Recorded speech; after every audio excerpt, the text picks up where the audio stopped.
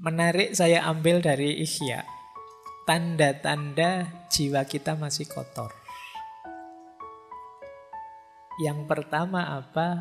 Kesulitan menjalankan fungsi ilmu, hikmah, dan makrifat. Ngaji sih saya tiap hari Pak, tapi kok menjalankannya kok berat ya Pak. Jangan-jangan jiwa kita masih kotor. Perlu ada yang dibersihkan. Jadi mungkin teman-teman, Pak saya itu ngaji filsafat sudah hampir 400 sesi saya ikuti sejak awal sampai akhir. Saya kok gini-gini saja ya Pak, nggak naik-naik kelas. Jangan-jangan ada kekotoran, ada yang harus kamu bersihkan dulu. Kan sering saya ilustrasikan itu, wadah yang kotor itu diisi barang bersih berapapun, yang bersih ketika masuk akan terkontaminasi jadi kotor. Maka coba dicek, kok saya merasa ilmu saya tambah tapi kualitas diriku tidak nambah, jangan-jangan masih ada kotoran-kotoran. Coba dicek, apakah dosanya itu di anggota tubuh, dosa dan maksiat, ataukah terlalu fokus pada duniawi, lupa Allah dan lain sebagainya. Saatnya introspeksi. Yang kedua, tidak bisa menikmati ibadah. Jadi sholat sih, puasa sih, zakat sih, tapi rasanya beban. Ini berarti belum bisa menikmati. Baru nongkrong sebentar, sudah adzan isya. Kok cepet. Nah itu rasanya beban. Krungu adzan ini rasanya aduh. Akhirnya kan kamu cepet-cepet bikin sholat biar bebas tugas. Nah ini berarti kamu belum bisa menikmati ibadah. Para penceramah itu mungkin sebentar lagi akan banyak yang isinya man fariha bidukhuli Ramadan. Barang siapa yang gembira dengan datangnya Ramadan, dia bisa bebas dari api neraka. Terus kamu pura-pura gembira padahal kamu gerundel. Besok tidak bisa makan siang-siang ini. Wah berat sekali nanti kuliahku. Asam lambungku bagaimana? Terus pokoknya kamu khawatirnya banyak, tidak ada gembira-gembiranya. Ibadah kok rasanya berat. Coba dicek, jangan-jangan ada sisi-sisi kotor yang harus dibersihkan. Entah di sisi yang mana dalam diri kita. Teman-teman lebih tahu lah. Tidak usah cerita-cerita ke saya juga, nanti malu. Coba di muhasabai sendiri. Saya ada kekurangan di mana, ada kekotoran di mana. Kok ibadahku berat rasanya. Rasanya masih beban. Kemudian ada lagi yang ketiga, asik malahan sibuk dengan hal-hal yang tidak berarti, tidak ada maknanya. Nah, coba dihitung. Dalam sehari kesibukan kita yang memang urgent, penting, bermakna, bermanfaat berapa persen? Kok lebih 50% aktivitas kita ternyata aktivitas yang sia-sia, tidak ada gunanya, tidak ada manfaatnya. Jangan-jangan ada banyak kekotoran dalam diri kita. Aku loh Pak, kok asiknya malah main HP, itu pun ya tidak jelas, cuma scrolling aja sejak tadi. Nah jangan-jangan ada yang kotor dalam diri kita. Beribadah tidak asik, tapi melakukan hal-hal yang tidak ada maknanya asik. Saya itu Pak, kalau ngobrol sambil ngerokok nongkrong itu tidak terasa berjam-jam loh Pak. Asik saja.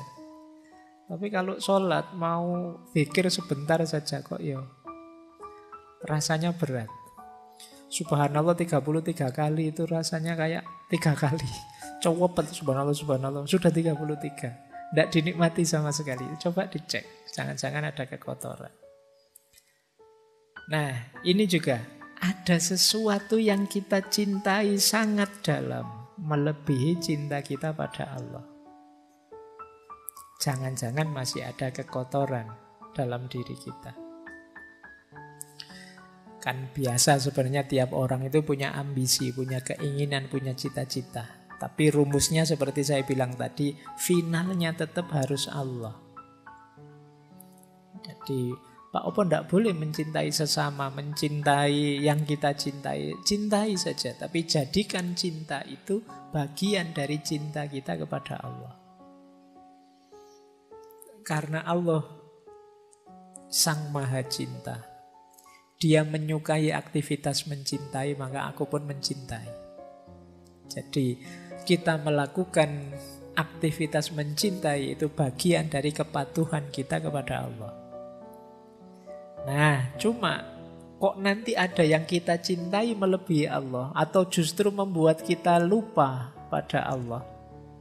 Saking cintanya dengan HP, dengan main game, dengan nonton TikTok, dengan YouTubean, dengan Spotifyan, porsinya untuk Allah lama-lama habis. Ya tinggal sholat saja. Sholat pun kadang juga tidak sadar hadirnya Allah. Nah itu coba dicek lagi dalam diri kita, jangan-jangan ada kotoran-kotoran. Yang terakhir, berlebihan. Jadi perilaku-perilaku yang berlebihan apa saja. Kan dulu di filsafat akhlak saya singgung bahwa segala yang berlebihan itu jelek. Bahkan baik berlebihan pun jelek. Makanya kalau kamu nembak kan biasanya kalau ditolak jawabannya kan, wah kamu terlalu baik buatku.